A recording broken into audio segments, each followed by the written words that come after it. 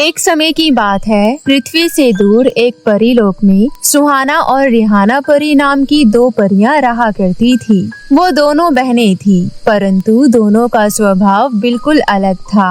जहाँ एक और रिहाना परी बहुत ही ज्यादा लालची किस्म की परी थी, वहीं दूसरी और सुहाना परी बहुत ही खुले दिल की थी। वो हर किसी की मदद करती थी और कभी भी पैसे का लालच नहीं करती थी।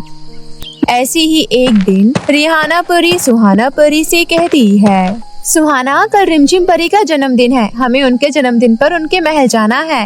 अरे वाह, ये तो बहुत ही अच्छी बात है। हमें उनके लिए कोई अच्छा तोहफा लेकर जाना चाहिए। हाँ, तुम्हारी बात सही है, लेकिन उससे पहले हमें पार्टी में पहनने के लिए अच्छे कपड़े चाहिए और मेरे पास तो पार्टी लायक एक भी ड्रेस नहीं है। चलो ठीक है, पृथ्वी लोक चलते हैं। वहाँ हम लोग पार्टी में जाने के लिए कपड़े भी खरीद लेंगे और रिमझिम परी के लिए कुछ गिफ्ट भी ले लेंगे। इसके बाद दोनों परियां पृथ्वी लोक आ जाती है। वो दोनों परियां शॉपिंग करने जा ही रही होती है कि तभी रास्ते में उन्हें एक बुढ़िया मिल जाती है। बुढ़िया उन दोनों परियों को देखकर कहती है, अरे वाह, तुम तो परियां हो। मैंने सुना है परियां सभी लोगों की मदद करती है। कृपया करके मेरी भी मदद करो, मुझे बहुत भूख लगी है। मेरे पास खाने के लिए कुछ भी नहीं है। ठीक है अम्मा जी, ये लीजिए 10 सोने के सिक्के। मुझे रोज मेरी छड़ी से 10 सोने के सिक्के मिलते हैं। आज आप ये सिक्के रख लीजिए। रिहाना, एक काम करो, तुम भी इन्हें अपनी छड़ी से मिलने वाले सिक्के दे दो। वैसे भी तुम्हें तो 20 सिक्के मिलते हैं। कृपया करके इनकी मदद करो। ये सब पागलों वाले काम तुम ही करो। मुझे मेरे सिक्कों से रिमझिम परी के पार्टी में जाने के लिए ड्रेस लेनी है। ड्रेस तुम बाद में भी ले सकती हो रिहाना, अभी इन्हें जरूरत है और जरूरतमंद की मदद करनी चाहिए। रिहाना परी मुंह घुमाकर दूसरी तरफ खड़ी हो जाती है। रिहाना परी को देखकर सुहाना परी बुढ़िया से कहती है, माफ करिए अम्मा जी, आज कृपया करके आप इतने ही सिक्कों से काम चला लीजिए। बुढ़िया सुहाना परी का धन्यवाद करके वहाँ से चली जाती है। फिर थोड़ी देर बाद दोनों बहनें एक शॉपिंग मॉल में आ जाती है। क्योंकि रिहाना परी के पास अपने 20 सिक्के थे, इसलिए वो बहुत अच्छी शॉपिंग करती है और अपने लिए तरह तरह की ड्रेस लेती है। परंतु सुहाना परी कुछ भी नहीं ले पाती। फिर वो दोनों परियां जैसे ही शॉपिंग मॉल से निकलकर आगे बढ़ती है तो उन्हें एक और बुढ़िया दिखाई देती है। वो बुढ़िया दोनों परियों से कहती है, अच्छा हुआ तुम दोनों परियां यहाँ आ गई। पृथ्वी के खजाने को तुम दोनों का ही इंतजार था। खजाना? कौन सा खजाना? रिहाना, हमें इनकी बातों में नहीं आना चाहिए। चलो वापस परी लोक चलते हैं। सुहाना, बात तो सुनने दो, ये क्या कह रही है? लगता है ये किसी खजाने के बारे में बात कर रही है। हाँ, पृथ्वी लोक पर सभी परियों के लिए ढेर सारा खजाना है, पर कोई भी परी इसके बारे में जानती नहीं है। तुम दोनों परियां मेरे साथ चलो, मैं तुम्हें उस खजाने तक ले चलती हूँ। रिहाना, तुम जानती हो ना पृथ्वी लोक पर परियों के लिए कितने जाल बिछे होते हैं। हमें इनकी बातों में नहीं आना चाहिए। ऐसा कुछ नहीं है सुहाना, और वैसे भी सोचो, अगर हमें ये खजाना मिल गया तो हम लोग कितने अमीर हो जाएंगे। वैसे भी हम ये 10 और 20 सिक्कों में काम चलाते हैं। अगर हमें खजाना मिल गया तो हम भी बाकी अमीर परियों की तरह ऐसे जिएंगे। अगर तुम्हें खजाना नहीं चाहिए तो ठीक है, तुम वापस परी लोक चली जाओ। मैं इस बुढ़िया के साथ जा रही हूँ।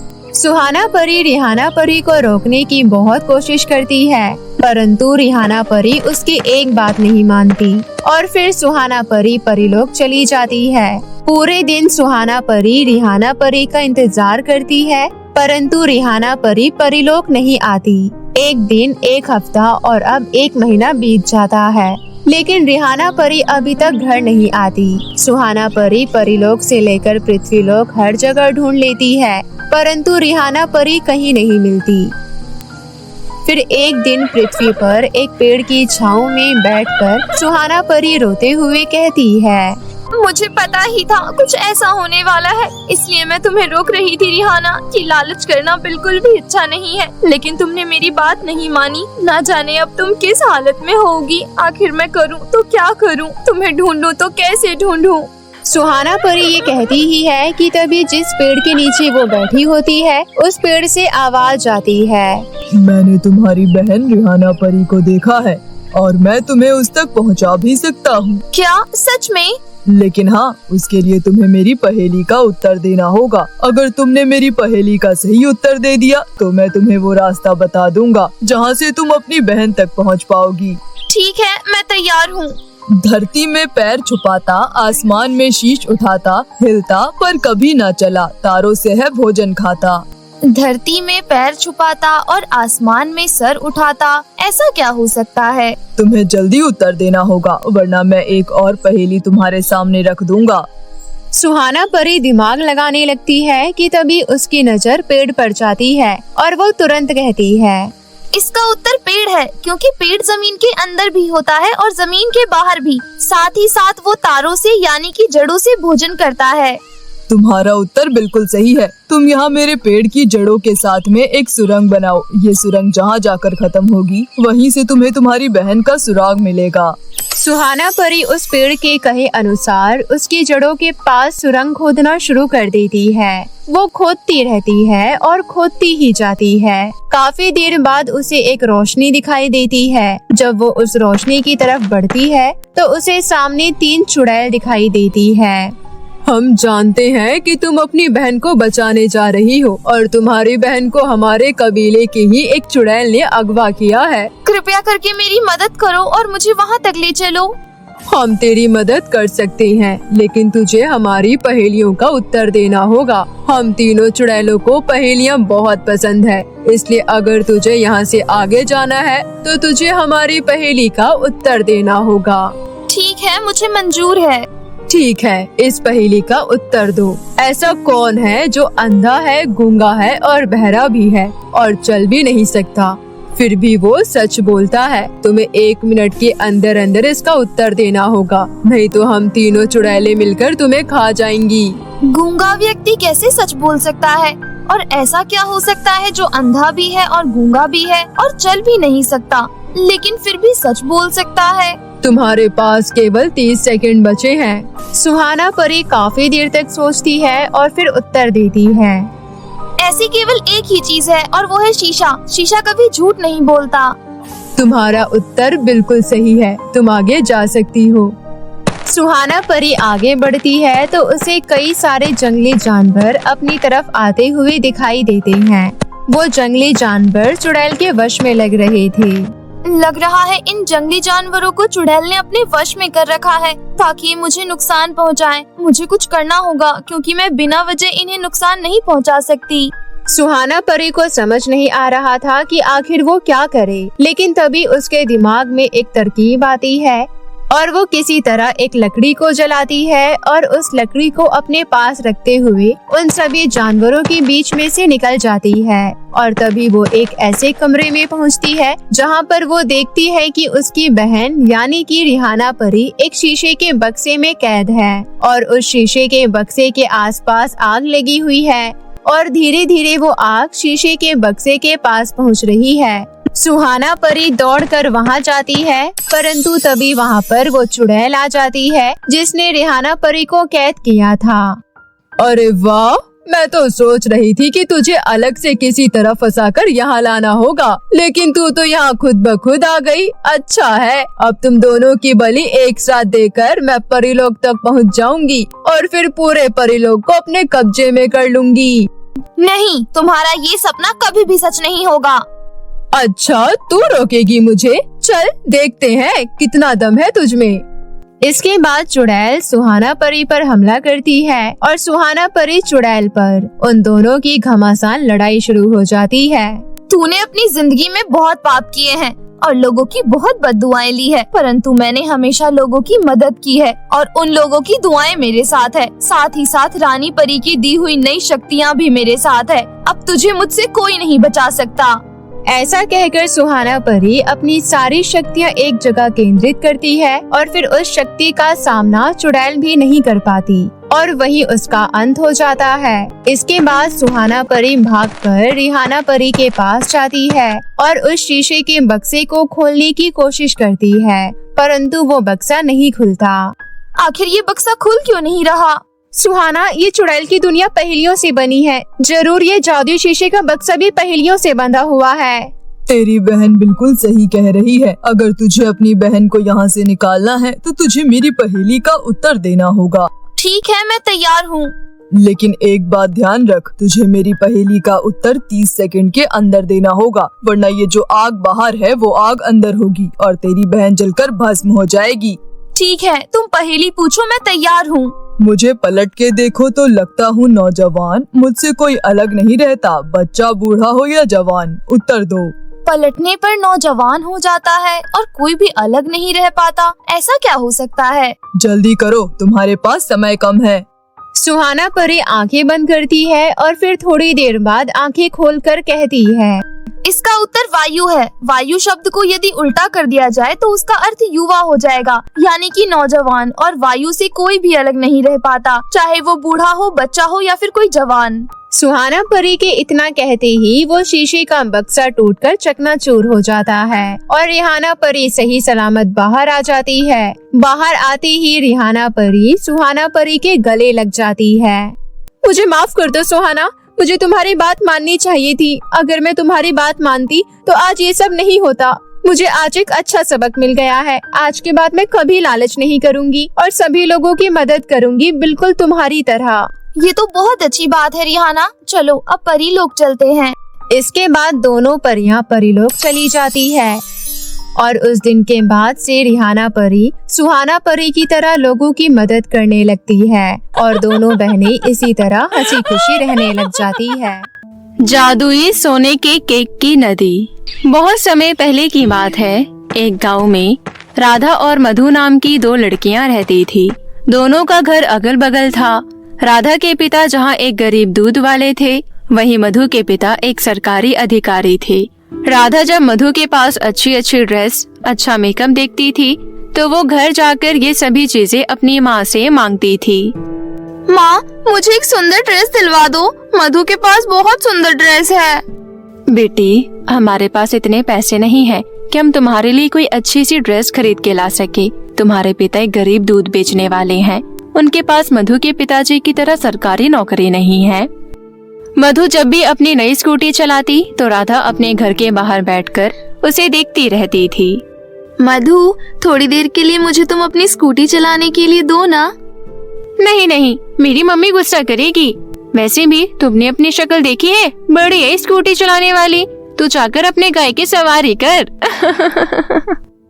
मधु और राधा एक ही महीने जनवरी में पैदा हुए थे। मधु के जन्मदिन पर मधु के घर में बहुत बड़ा जश्न होता था। मोहल्ले के सभी लोग जश्न में शामिल होते थे। राधा जब इस बार मधु के जन्मदिन में गई तो उसने देखा कि मधु के घर एक बहुत बड़ा चॉकलेटी बर्थडे केक रखा हुआ है, जिस पर ढेर सारी चॉकलेट लगी हुई थी। मधु चुपचाप राधा के पास आई और उसके कान में बोली, राधा, तुमने सपने में भी कभी इतना बड़ा केक देखा है क्या? तू तो मेहमान है, इसलिए तुझे केक का छोटा सा टुकड़ा खाने को मिलेगा, लेकिन मैं सारे केक मेहमानों के जाने के बाद पेट भर के खाऊंगी। कुछ दिनों बाद राधा का बर्थडे आया। राधा अपनी माँ से जिद करने लगी कि उसके लिए एक बड़ा चॉकलेट केक लाया जाए। माँ, मधु के जन्मदिन पर आपने देखा था ना कि उसके लिए कितना बड़ा केक आया था। मेरे जन्मदिन पर भी मुझे उतना ही बड़ा केक चाहिए। जाओ लेकर आओ। बेटी, हम उतना बड़ा केक नहीं खरीद सकते। तुम्हारे पापा एक पेस्ट्री ले आएंगे, उसी पर मोमबत्ती लगाकर हम तुम्हारा जन्मदिन मना देंगे। नहीं माँ, मैं पेस्ट्री से जन्मदिन नहीं मनाऊंगी। राधा अपनी माँ से नाराज होकर घर से बाहर चली जाती है और एक पार्क में बेंच पर बैठकर रोने लगती है। उसको रोता देख अजीब से कपड़ों में एक औरत वहाँ आई। क्या हुआ बेटी, क्यों रो रही हो तुम? मेरे सामने रहने वाली मधु के जन्मदिन पर बहुत बड़ा केक आया था और मेरी माँ मेरे जन्मदिन पर एक छोटा सा केक भी नहीं खरीद पा रही है। वो कह रही है कि पेस्ट्री में मोमबत्ती लगाकर जन्मदिन बना लो। उस अजनबी औरत ने एक चुटकी बजाई और राधा एक अलग ही दुनिया में पहुंच गई। राधा वहां का नजारा देखकर बहुत ही हैरान थी, क्योंकि उसके सामने एक नदी में बहुत सारे सोने के केक बह रहे थे। वो औरत राधा से कहती है, मेरा नाम कोमल जादूगरनी है और तुम्हारा मेरी जादुई सोने की केक की नदी की दुनिया में स्वागत है। राधा नदी में बह रहे केक को देखकर बहुत खुश हो रही थी। तभी जादूगरनी नदी में से एक केक को उठाकर राधा से बोलती है, ये लो, तुम ये जादुई सोने के केक को अपने घर ले जा सकती हो। इसको अकेले मत खाना, दूसरे लोगों को भी बांटना। ये केक कभी खत्म नहीं होगा और जो भी इसे खाएगा वो तुम्हें एक दुआ देगा जो सच होगी, लेकिन इसको सिर्फ अपने जन्मदिन पर ही काट के बांटना। अगर तुमने इस केक को उस दिन काटा जिस दिन तुम्हारा जन्मदिन नहीं है तो केक खाने वाले दुआ नहीं बद्दुआ दे देंगे। राधा और जादूगरनी द्वारा दिया हुआ केक घर ले आ गई। राधा की माँ राधा के हाथ में सोने की एक केक को देखकर हैरान हो जाती है और राधा से पूछती है, इतना सुंदर सोने का केक तुम कहाँ से लाई हो? पैसे किसने दिए तुम्हें? कहीं चोरी करके तो नहीं लाई हो? नहीं माँ, मैंने चोरी नहीं की। एक जादूगरनी ने मुझे ये जादुई सोने का केक दिया है और उन्होंने कहा है कि इसको खाने वाले के मुंह से एक दुआ निकलेगी जो सच हो जाएगी माँ। उस रात राधा ने अपने जन्मदिन पर जादुई केक काटा। राधा ने जब केक अपनी माँ को खिलाया तो उसकी माँ ने उसे दुआ दी, मेरी बेटी को एक अच्छी स्कूटी मिले। अगले दिन राधा के स्कूल में एक आर्ट कंपटीशन होता है जिसमें राधा फर्स्ट आती है और प्राइज में स्कूटी जीत जाती है। राधा स्कूटी लेकर अपने घर पहुंची। अब मधु जब स्कूटी चलाती तो राधा भी अपनी स्कूटी लेकर बाहर आ जाती। राधा, तुम्हारे पास इतनी अच्छी स्कूटी कहाँ से आई?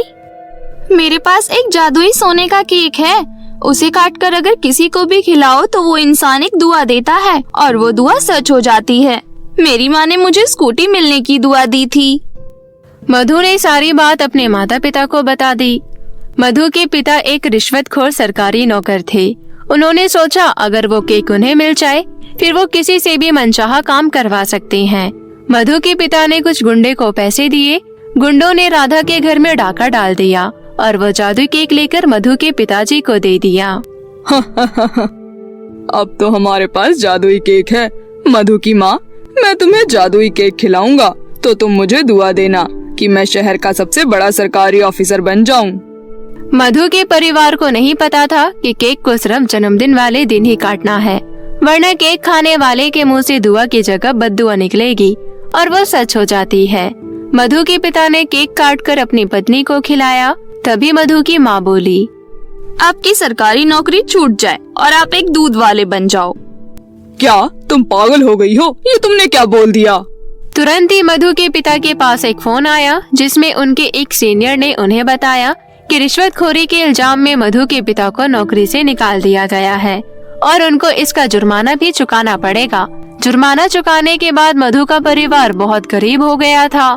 अगली ही सुबह मधु के मामा उसके घर एक भैंस लेकर पहुँचे। दीदी, मैंने सुना है जीजा जी की नौकरी छूट गई है। ये भैंस पाल लो और दूध बेचने का काम धंधा कर लो। मधु का परिवार रोते हुए अपनी भैंस लेकर राधा के घर पहुंचा। राधा, हमने तुम्हारा जादुई केक को चुराया था ताकि हम बहुत ज्यादा अमीर बन सके, लेकिन इसकी वजह से तो हम गरीब हो गए। मधु, तुम्हें ये बात नहीं पता थी कि इस केक को सिर्फ अपने जन्मदिन वाले दिन ही काटना चाहिए, वरना केक खाने वाला व्यक्ति आपको बद्दुआ देता है और वो बद्दुआ सच हो जाती है। मधु और मधु के परिवार को अपनी चोरी पर बहुत पछतावा हुआ। उन्हें समझ आ गया था कि चुराई हुई चीज से फायदे से ज्यादा नुकसान होता है। परी का जादुई लहंगा और सैंडल। बहुत समय पहले की बात है। आनंदपुर नाम के एक गांव में खुशी नाम की एक लड़की रहती थी। खुशी एक अनाथ लड़की थी। उसका इस दुनिया में कोई नहीं था, परंतु वो अपने नाम के भांति हमेशा खुश रहती थी और वो बहुत ही चंचल और खुश मिजाज लड़की थी। वो जहाँ भी जाती लोगों को खुश कर दिया करती थी। सभी खुशी को बहुत प्यार करते थे। कैसी हो अम्मा? देखो मैं आपके लिए क्या लेकर आई हूँ। ठीक हूँ बेटी, क्या लाई है तू? हमेशा की तरह जंगलों से फल तोड़कर लाई होगी मेरे लिए। तुझे पता है ना, मुझे डॉक्टर ने फल खाने के लिए बोला है। तू सबका कितना अच्छे से ख्याल रखती है। भगवान तुझे बहुत सारी खुशियाँ दे बेटी। अम्मा, बाबा नजर नहीं आ रहे हैं, कहाँ हैं? तेरे बाबा जरा टहलने गए हैं। आजा, तेरे को कुछ खिलाती हूँ। फिर कभी अम्मा, आज मैं जरा जल्दी में हूँ, महल जा रही हूँ। महारानी ने मुझे लहंगा सिलने के लिए दिया था, अब वो सिल गया है। इतना बोलकर खुशी महल चली जाती है। महारानी लहंगा देखकर बोलती है, अरे वाह खुशी, तूने तो बहुत ही अच्छा लहंगा सिला है। पूरे गांव में मुझे बस तेरे ही हाथ का सिला हुआ लहंगा पसंद आता है, वरना तो कोई टाइट फिटिंग कर देता है तो कोई ढीला ही छोड़ देता है। ये तो आप लोगों का ही आशीर्वाद है महारानी जी। अच्छा, अब मुझे इजाजत दीजिए, मैं चलती हूँ। मैंने तुझे कितनी बार कहा है मुझे महारानी मत बोला कर। तू मुझे काकी क्यों नहीं कहती है? मैं तो तुझे अपनी समझती हूँ, क्या तू मुझे अपना नहीं समझती है? काकी, आप सच में बहुत अच्छी हो। मुझ अनाथ लड़की को इतना प्यार करती हो। कभी कभी तो मैं भूल ही जाती हूँ कि मैं अनाथ हूँ। पूरा गांव मुझे इतना प्यार करता है। खबरदार खुशी की बच्ची, जो कभी अपने आप को अनाथ कहा तो। हम सब है तो तेरे साथ। कभी किसी चीज की दिक्कत हो तो हमें बेझिझक बता दिया कर, बिल्कुल भी संकोच मत किया कर। अब इतने दिनों से तू हमारे लिए लहंगे सिल रही है, लेकिन आज तक तूने मुझसे 1 रुपया नहीं लिया। मैं तुझसे कितनी बार जबरदस्ती करती हूँ, लेकिन फिर भी तू मुझसे पता नहीं क्यों पैसे नहीं लेती। महारानी, पैसे लेकर मैं क्या करूँगी? गांव में कहीं भी जाओ कोई भी मुझे खाना खिला देता है, और घर में सोने के लिए बिस्तर तो है ही। मुझे भला क्या जरूरत पैसों की। हाँ हाँ, बातें बनवा लो तुझसे। अच्छा सुन, ये कुछ फल फ्रूट है, इन्हें अपने साथ लेती जा। ठीक है काकी, अब मैं चलती हूँ। उसके बाद खुशी वहाँ से चली जाती है। तभी रास्ते में एक चाय की टपरी से एक औरत खुशी को आवाज लगाती है। अरे ओ खुशी बिटिया, तुम्हारे लिए किसी का फोन आया था, जरा बतिया तो लो। मेरे लिए फोन? आती हूँ काकी। खुशी चाय की टपरी पर जाकर बोलती है। हेलो, कौन हो आप और मुझे कैसे जानते हो? अरे खुशी, तुम मुझे भूल गई? मैं बोल रहा हूँ आदित्य। अरे आदित्य, तुम कैसे हो और गांव कब आ रहे हो? कितने साल हो गए तुम गांव नहीं आए। जब तुम्हारी छुट्टियां पड़ती है तब तो आ जाया करो। अरे खुशी, अब तुम चिंता मत करो, अब मेरी पढ़ाई खत्म हो चुकी है। अब तो मैं हमेशा हमेशा के लिए वहाँ आ रहा हूँ। सच में? मैं बहुत खुश हूँ। क्या तुमने महारानी जी को ये बात बताई? अभी तक तो नहीं बताई, मैं माँ को सरप्राइज देना चाहता हूँ। अच्छा चलो, अब मैं रखता हूँ, आज शाम की मेरी फ्लाइट है, कल मैं गाँव आ जाऊँगा। इतना कहकर आदित्य फोन रख देता है। आदित्य महारानी का बेटा था जो पढ़ाई करने के लिए विदेश गया हुआ था। आदित्य और खुशी बचपन से ही एक दूसरे से प्यार करते थे। आदित्य के गांव आने की बात सुनकर खुशी बहुत खुश हो जाती है और कहती है, काकी, आपको पता है आदित्य गांव आ रहा है। मैं बहुत खुश हूँ। अच्छा काकी, मैं चलती हूँ, मुझे बहुत सारी तैयारियाँ करनी है। ठीक है, जा आराम से जाइयो। खुशी बहुत खुश होकर चली जाती है और अगले दिन होने का इंतजार करने लगती है। अगले दिन आदित्य महल पहुंच चुका था। खुशी बहुत खुश होकर महल जाती है और महारानी से मिलती है। महारानी जी, आदित्य कहाँ है? आदित्य मेरी सहेली के घर गया है। अच्छा मेरी बात सुनना, आदित्य के आने की खुशी में मैंने शानदार पार्टी रखी है, तो तू जरा तैयारियां करवा दे। उस पार्टी में मैं आदित्य और मेरी सहेली की बेटी वामिका की शादी का ऐलान करूंगी। महारानी की ये बात सुनकर खुशी के पैरों तले जमीन खिसक जाती है। सच में महारानी जी, क्या आदित्य शादी के लिए तैयार है? अरे वो मेरा बेटा है, कैसे नहीं होगा शादी के लिए तैयार। वो मेरी कोई बात नहीं टालता और इस बार भी वो मेरी बात जरूर मानेगा। ये सब सुनकर खुशी का दिल बैठ जाता है और वो बिना कुछ काम किए तबीयत खराब होने का बहाना लगाकर वापस अपने घर आ जाती है। भगवान, मेरे साथ ही हर बार ऐसा क्यों होता है? आपको तो पता है मैं आदित्य से कितना प्यार करती हूँ। अगर आज ये रिश्ता हो गया तो हम कभी एक दूसरे से नहीं मिल पाएंगे और हमारा प्यार अधूरा ही रह जाएगा। मुझे लगता है शायद आदित्य को भी वामिका पसंद है, तभी तो वो आने के बाद मुझसे मिलने की बजाय पहले वामिका के पास गया। खुशी खूब रो रही थी। रोते रोते उसको नींद आ जाती है। थोड़ी ही देर बाद कोई उसका दरवाजा खटखटाता है। वो कोई और नहीं बल्कि आदित्य था। खुशी, खुशी दरवाजा खोलो, देखो मैं तुमसे मिलने आया हूँ। अरे, ये तो आदित्य की आवाज है। उसके बाद खुशी दरवाजा खोलती है। तब आदित्य उससे कहता है, कमाल है खुशी, मुझे लगा तुम महल में मेरा इंतजार कर रही होगी। क्या तुम आज शाम की पार्टी में शामिल नहीं होगी? पार्टी शुरू होने वाली है और तुम अभी तक तैयार नहीं हुई हो। मेरी तबीयत खराब है आदित्य, इसलिए मैं आज की पार्टी में नहीं आ पाऊंगी। तुम बताओ कैसे हो? मैं ठीक हूँ, पर क्या तुम मुझे अंदर आने के लिए नहीं बोलोगी? अरे माफ करना, मैं तो भूल ही गई थी। फिर खुशी आदित्य को अंदर लेकर जाती है। फिर आदित्य कहता है, क्या बात है खुशी, कोई बात हो तो बताओ, मुझे तुम बहुत परेशान लग रही हो। तुम ऐसा क्यों दिखा रहे हो आदित्य कि तुम्हें कुछ नहीं पता? अनजान बनने की कोशिश मत करो। मैं सब जानती हूँ कि तुम वामिका से शादी करने वाले हो। फिर क्यों आए हो मेरे पास? मेरे जले पर नमक छिड़कने आए हो? तुम कैसी बातें कर रही हो खुशी, मुझे इस बारे में कुछ नहीं पता। और तुमसे किसने कहा कि मेरी शादी वामिका से होने वाली है? अच्छा, तभी मुझे माँ ने जबरदस्ती आते ही वामिका के घर भेज दिया था। हाँ आदित्य, और आज शाम को महारानी तुम्हारी और वामिका की शादी का ऐलान पूरे गांव के सामने कर देंगी। तुम दुखी मत हो खुशी, कुछ नहीं होगा। मैं तुमसे बेइंतहा प्यार करता हूँ और सिर्फ तुम्हारे लिए मैं गाँव आया हूँ। मैं तुम्ही से शादी करूँगा और ये मेरा वादा है तुमसे। आज तुम पार्टी में जरूर आना।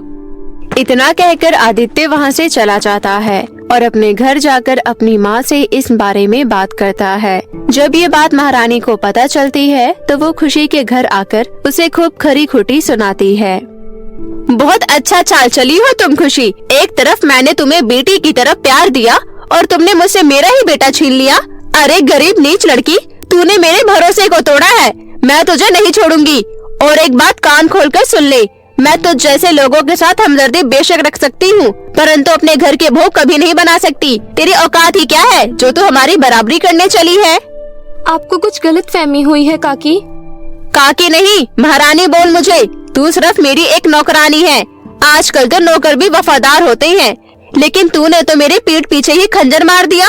अगर तू अपनी भलाई चाहती है तो हमेशा हमेशा के लिए मेरे बेटे की जिंदगी से दूर चली जा, समझी तू? इतना बोलकर महारानी वहाँ से चली जाती है और इधर खुशी को उनकी बातों का बहुत बुरा लगता है। तूने वाकई बहुत गलत किया है खुशी। तुझे एक माँ को ऐसे नहीं सताना चाहिए। एक माँ को पूरा हक है कि वो अपने बेटे के बारे में सोच सकती है। तू बहुत बुरी है खुशी, तुझे जीने का कोई हक नहीं है। इतना सोचकर खुशी कुएं के पास चली जाती है और कुएं में कूदने लगती है। तभी कुएं के अंदर से एक परी निकलती है और वो खुशी से कहती है, रुक जाओ लड़की, इस तरह अपनी जान देने का तुम्हारा फैसला बिल्कुल गलत है। मनुष्य का जीवन बहुत अनमोल होता है, वो ईश्वर का दिया हुआ बहुत कीमती तोहफा होता है। तुम्हारी खुदकुशी करने की वजह क्या है, मुझे बताओ, मैं तुम्हारी समस्या हल करूंगी। उसके बाद खुशी परी को सारी बातें बताती है। आप ही बताइए परी जी, मैं क्या करूं? मैं महारानी जी का दिल दुखाकर उनके घर की बहू कभी नहीं बन सकती। मुझे उनसे प्यार चाहिए और मैं आदित्य के बिना भी नहीं जी सकती। आदित्य की माँ को तुमसे इस बात की तकलीफ है कि तुम गरीब हो। तुम चिंता मत करो, ये लो, ये जादुई लहंगा है और इसके साथ ये जादुई सैंडल है। इस लहंगे को पहनते ही तुम दुनिया की सबसे खूबसूरत लड़की में बदल जाओगी और इस सैंडल के जादू से तुम्हारे प्रति महारानी के मन में जितनी भी घृणा है सब खत्म हो जाएगी और तुम अपना जीवन अच्छे से व्यतीत कर पाओगी। खुशी उस जादुई लहंगे और सैंडल को घर आकर खुशी खुशी पहन लेती है। लहंगा पहनते ही खुशी बेहद खूबसूरत हो जाती है। उसके बाद वो सैंडल पहनकर महल में जाती है। उसे महल में देखकर महारानी गुस्से से लाल पीली होते हुए बोलती है, तुम्हें शर्म नहीं आई? मेरे इतना जलील करने के बाद भी तुम यहाँ आई हो? तभी खुशी मन ही मन जादुई सैंडल को जादू दिखाने के लिए कहती है। फिर एकदम से महारानी कहती है, अरे बेटी, तुम आ गई? चलो अच्छा हुआ तुम आ गई। मैं तुम्हें एक बात बताना चाहती हूँ। मुझे तुम्हारी और आदित्य की शादी से कोई ऐतराज नहीं है। चलो मैं सबके सामने इस बात का ऐलान करती हूँ। उसके बाद महारानी सबके सामने आदित्य और खुशी की शादी का ऐलान कर देती है। कुछ ही दिनों बाद दोनों की शादी हो जाती है। इस प्रकार परी के दिए हुए जादुई लहंगे और सैंडल की वजह से खुशी को उसकी खुशियाँ मिल जाती है और वो अपना जीवन खुशी खुशी व्यतीत करने लगती है।